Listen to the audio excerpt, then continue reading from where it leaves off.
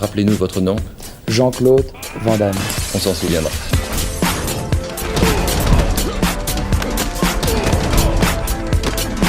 Van Damme Express.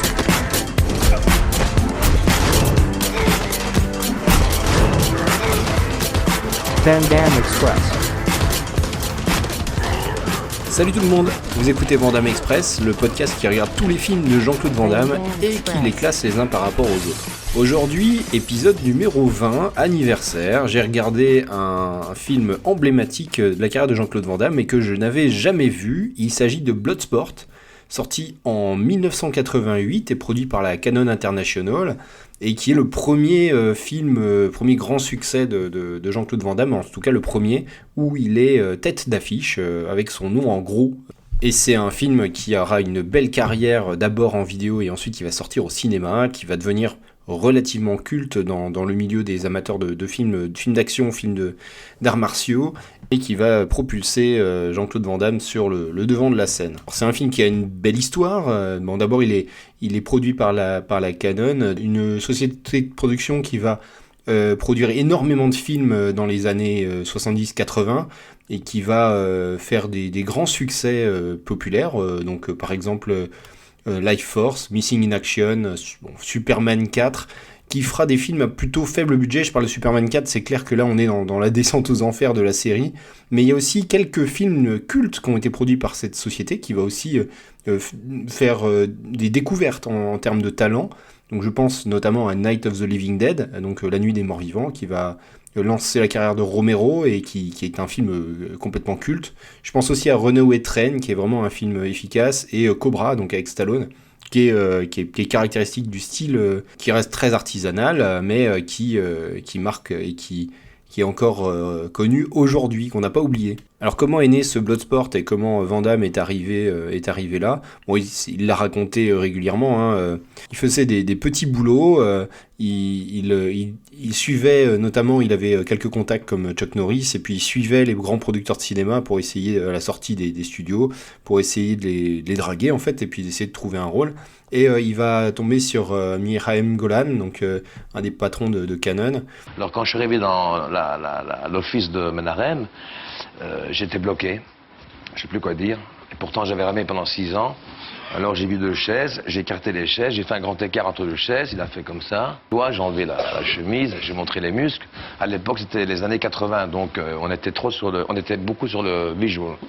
Et puis il m'a dit, le grand écart, les muscles, il y en a beaucoup en Amérique. Alors j'ai commencé à avoir les larmes aux yeux, tu vois, parce que c'était le breakdown total. Parce que là vous avez les images de livreurs de pizza qui repassent, vous en avez marre, vous voulez plus faire les petits boulots, vous n'avez pas d'argent à l'époque, hein. Non, même j'étais même parfois volé ma nourriture. Il m'a offert un verre de lait et des cookies. Il fait don't cry. Et puis il m'a regardé, il fait Karen, bring me the script Bloodsport. Et il m'a amené avec son accent israélien, donc il m'a beaucoup aidé.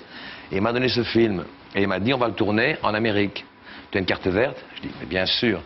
Je commençais à avoir les chocottes, j'avais pas de carte verte. Et heureusement que le film s'est fait à Hong Kong. Bloodsport, qui était l'adaptation d'un récit qui était un peu connu à l'époque de ce Frank Dux qui aurait été le seul blanc et le seul américain à gagner ce tournoi mythique, on va dire presque mythologique, le Kumité, à Hong Kong.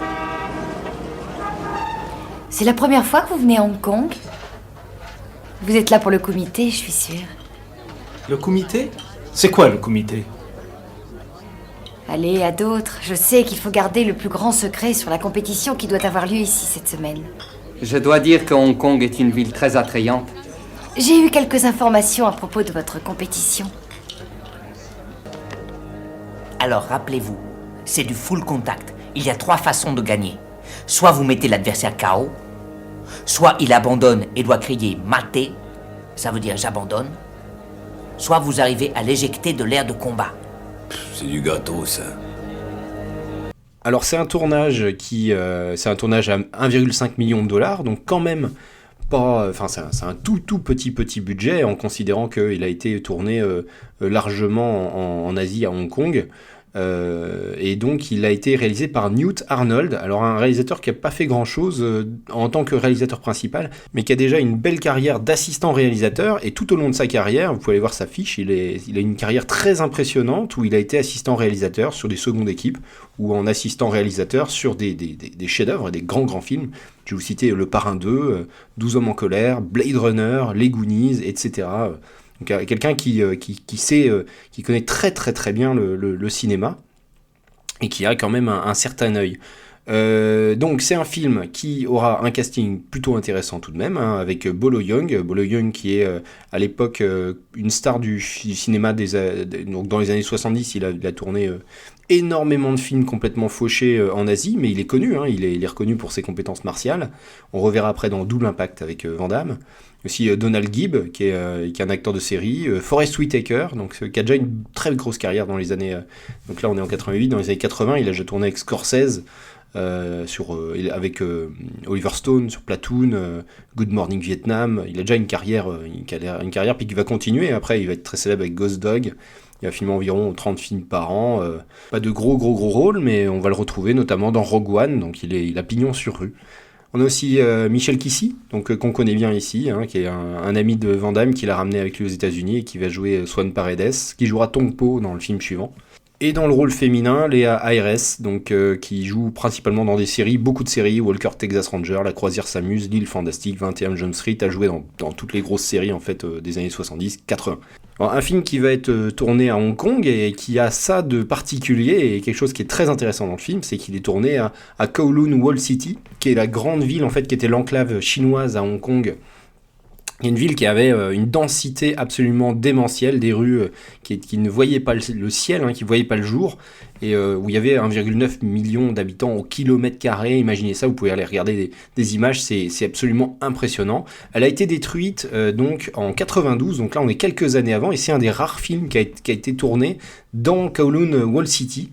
Donc il fait quasiment office de documentaire sur les quelques scènes où on le voit dans les ruelles, hein, c'est très impressionnant. Vous pouvez également regarder Crime Story avec Jackie Chan qui se passe dans la citadelle, mais cette fois juste avant sa destruction, après son évacuation, donc en 92, plutôt sympa. Dans le casting, moi j'ai noté aussi Brigitte Lecordier en français qui double Frank Dux jeune. Oh, c'est quelques minutes, hein, mais Brigitte Lecordier, c'est une doubleuse culte si vous aimez les dessins animés, notamment les films d'animation japonais, puisque c'est elle qui double Sangohan, et alors des dizaines et des dizaines d'autres rôles, qui est vraiment reconnaissable à sa voix.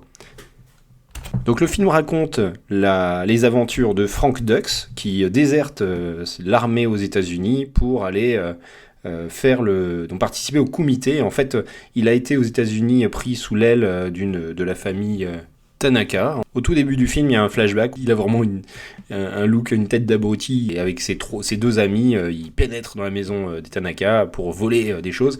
En fait, ils se font surprendre par le père et le fils qui font des arts martiaux comme tous les Japonais immigrés à l'époque.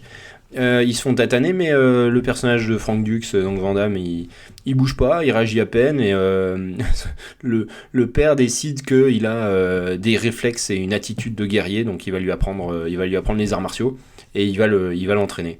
Donc quelques années après, Frank Dux va déserter et aller donc finir son entraînement et aller à Hong Kong pour combattre pour le Kumité, qui est le grand tournoi international d'arts martiaux. Ça vous fait un peu penser au grand tournoi réalisé par Van Damme quelques années plus tard. Je vous ai dit à l'époque de cet épisode, le grand tournoi, c'est quasiment un remake de Bloodsport, avec tous ces combattants venus du monde entier avec leurs arts martiaux particuliers.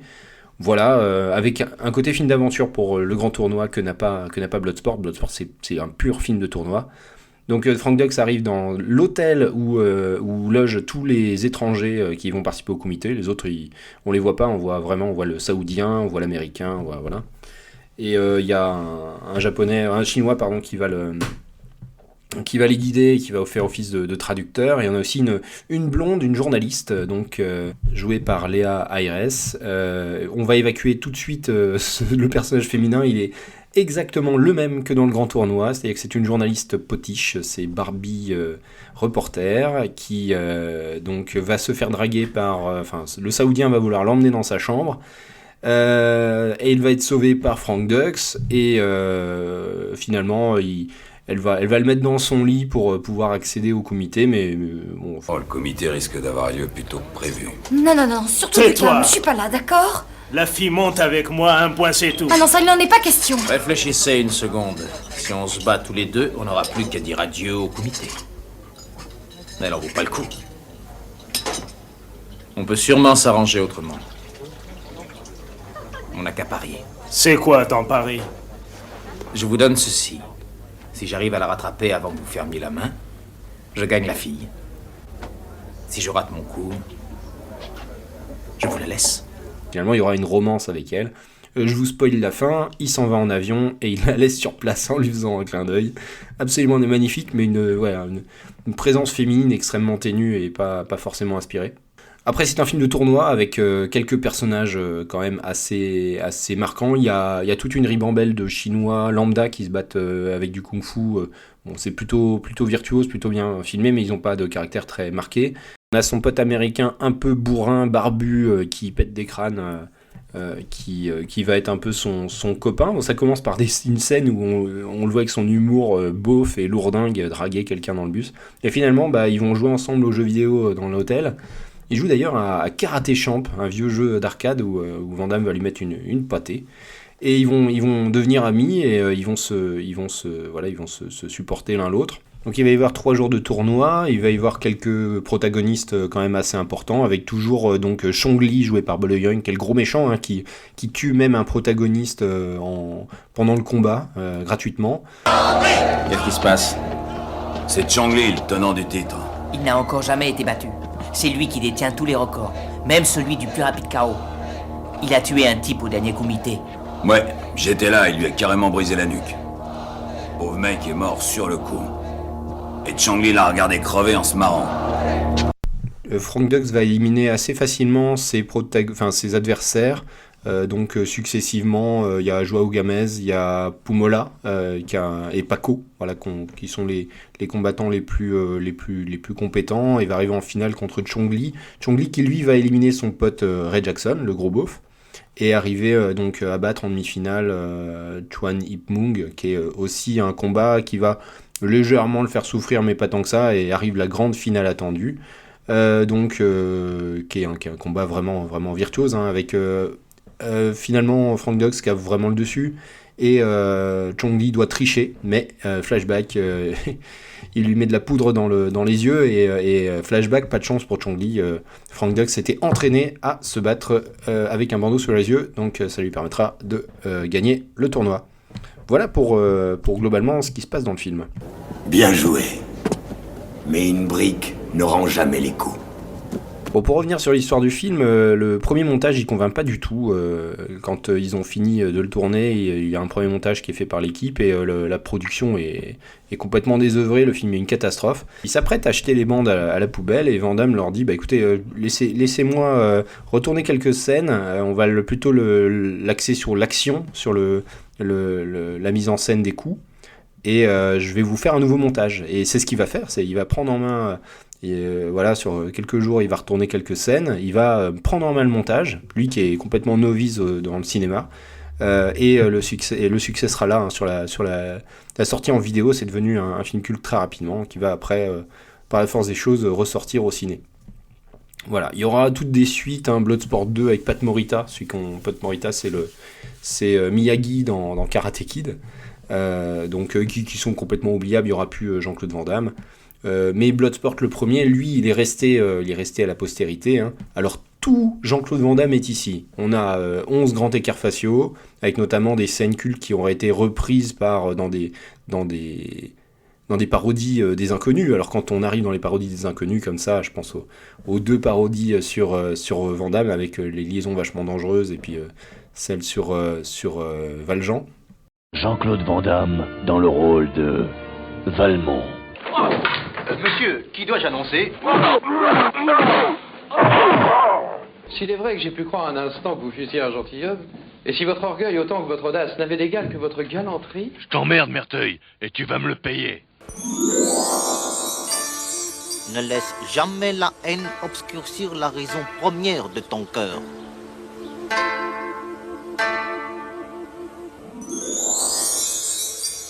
Valjean, T'es qu'un PD.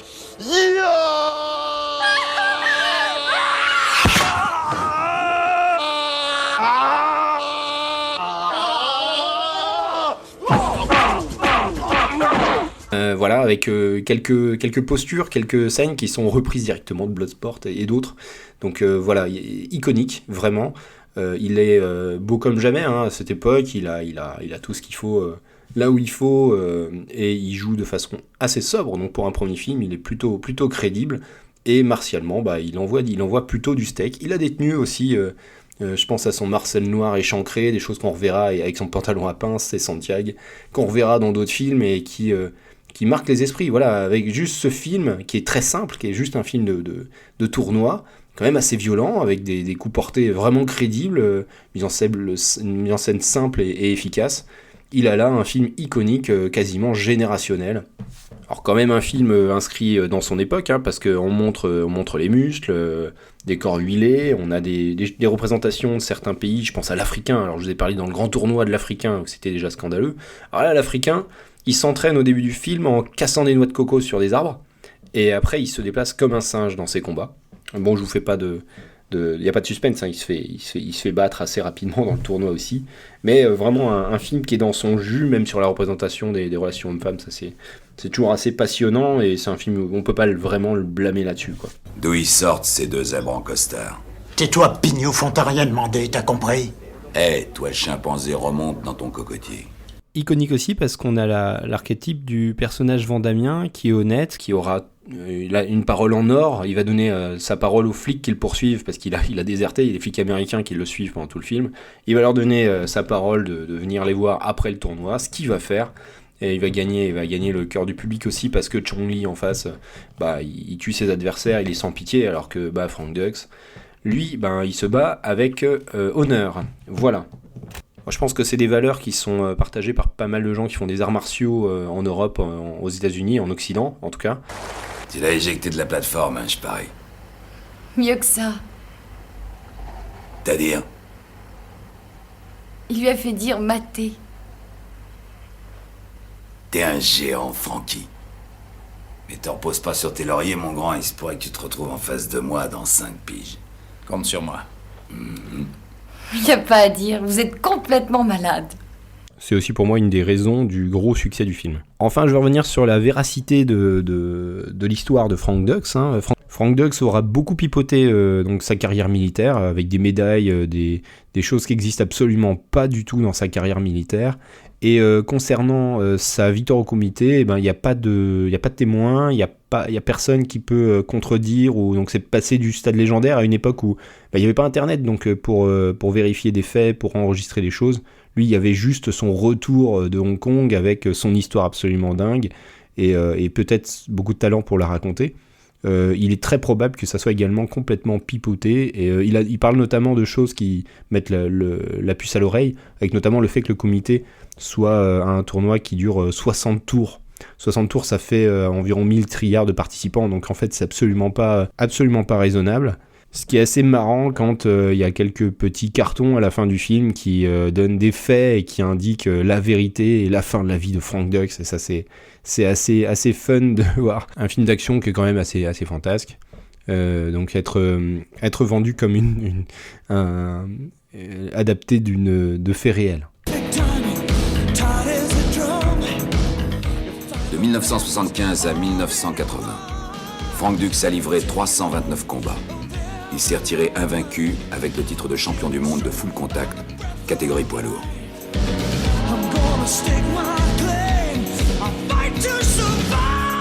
Monsieur Dux détient toujours 4 records du monde. La plus rapide victoire par KO, avec 3 secondes de dixième. Le plus rapide coup de poing avec KO, avec 1/12 de seconde. Le plus rapide coup de pied avec KO, avec 115 km/h. Le plus grand nombre de KO consécutifs dans un même tournoi, avec 56 KO. Par ailleurs, Monsieur Dux a fondé la première école de ninjitsu aux États-Unis, le Dux Ryu.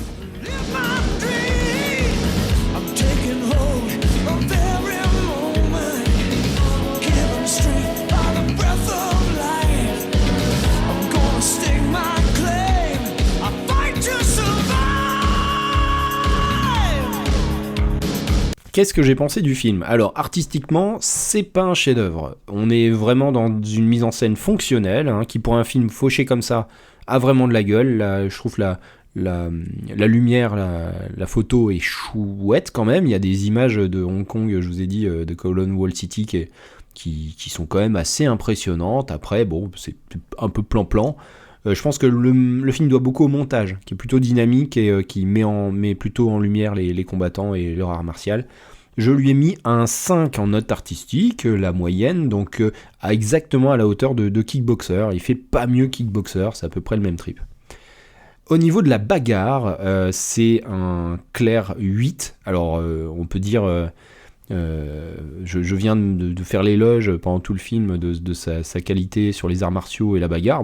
C'est clairement un film de bagarre qui a pas de gras, c'est 95% du film, c'est des bagarres bien violentes, des coups portés, des duels qui sont chouettes, un petit peu dans son jus dans son époque, on filmerait plus forcément les choses de cette manière, mais vraiment très bien, je mets un 8, et parce que il y a quand même des films plus virtuoses là aujourd'hui.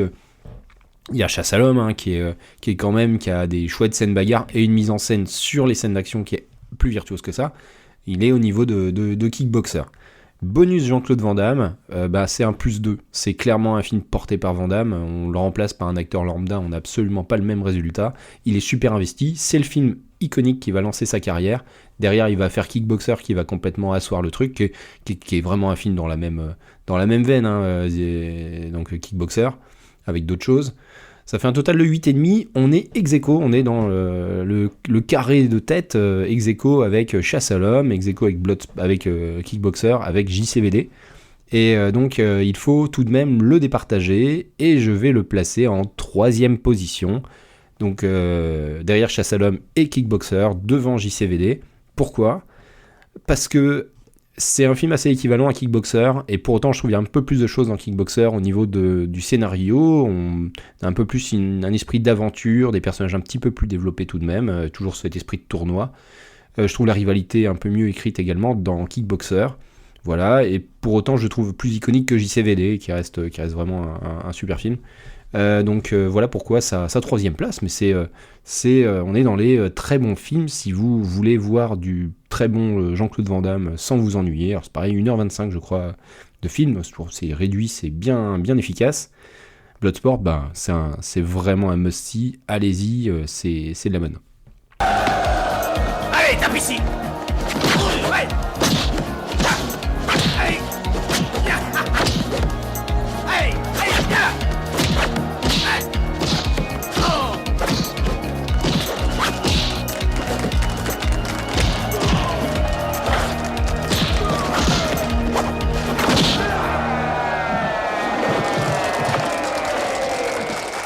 Un épisode plutôt long, mais épisode 20, épisode anniversaire. On va taper les 20 minutes avec peut-être plus avec les extraits que je vais vous mettre. Il faut parler quand même de la musique aussi. J'ai pas évoqué la musique. En fait, le film doit beaucoup à sa musique, écrite par Paul Herzog, qui fera aussi la musique de Kickboxer, une espèce de musique un peu électronique avec des voix.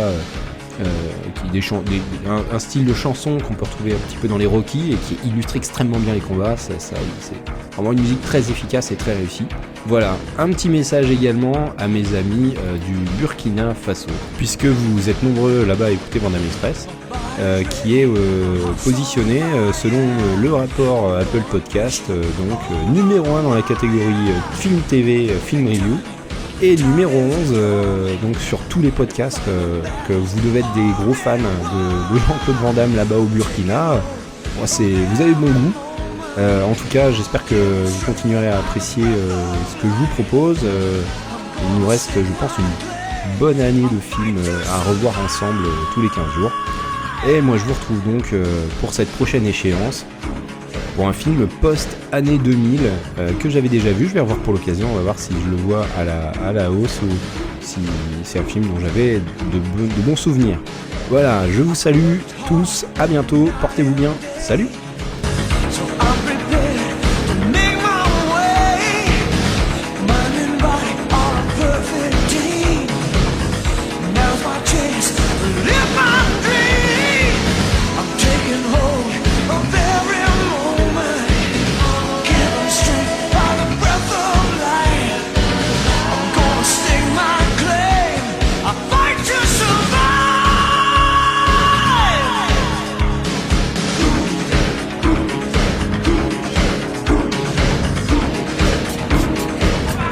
Van Damme Express.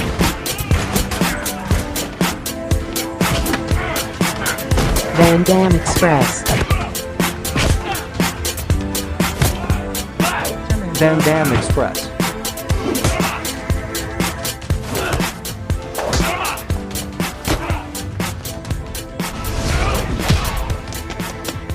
La route. Là où on va, on n'a pas besoin de route.